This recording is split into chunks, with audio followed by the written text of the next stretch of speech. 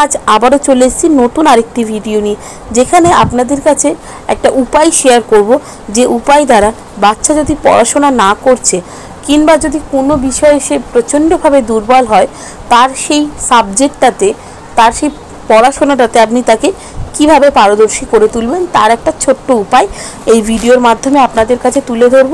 তার আগে অবশ্যই বলে রাখি বন্ধুরা, আমার চ্যানেলটিকে লাইক করবেন, ভালো লাগলে বন্ধুদের সাথে শেয়ার করবেন। এই সংক্রান্ত কোনো জিজ্ঞাসা থাকলে অবশ্যই কমেন্ট বক্সে এসে জিজ্ঞেস করতে পারেন। সাবস্ক্রাইব করে বেল বাটনটা প্রেস করে রাখবেন, যাতে আমি যখনই নতুন কোনো ভিডিও দিই না কেন সেটা সরাসরি আপনার কাছে পৌঁছে যায়। তো চলুন বন্ধুরা, ভিডিওটা শুরু করি।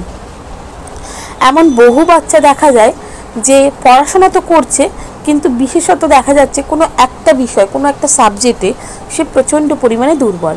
হাজার চেষ্টা করেও সেই পড়াটা হয়তো সে মুখস্থ রাখতে পারছে না, কিংবা সেই পড়াটার উপরে সে নানানভাবে পড়েও কিছুতেই ফোকাস আনতে পারছে না সেই সাবজেক্টটাতে ভালো নাম্বার আনতে। কি করবেন? একটা নতুন ময়ূর পালক কিনে নিয়ে আসবেন দশকর্মার দোকান থেকে। তারপর যে সাবজেক্টটিতে বাচ্চা আপনাদের অসুবিধা দেখা যাচ্ছে, মানে যে সাবজেক্টটি বাচ্চা পড়তে পারছে না, মনোযোগ দিতে পারছে না, সেই বইয়ের ফ্রন্ট পেজে, মানে প্রথম দিকের যে পেজটা রয়েছে সেই পেজে সেই ময়ূর পালকটি ছোট করে, যদি বড় ময়ূর পালক হয় সুন্দর করে ছোট করে কেটে রাখবেন। আর সম্ভবত যদি পারেন তাহলে ছোট দেখে একটা ময়ূর পালক আনবেন, কারণ অতিরিক্ত ময়ূর পালক বড় হলে সেটাকে কাটতে হয়, নানান রকম সমস্যাও হয়। সেই জন্য দেখবেন ছোট ছোট ময়ূর পালকও পাওয়া যায়, সেটা যদি গোটা একটা বইয়ের ভিতর রাখতে পারেন তাহলে কিন্তু সেটা অতি উত্তম হবে।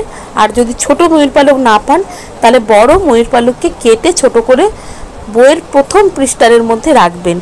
দেখবেন ময়ূর পালক এমন একটা পালক যেটা বহু না হওয়া কাজকে কিন্তু করিয়ে দেয়।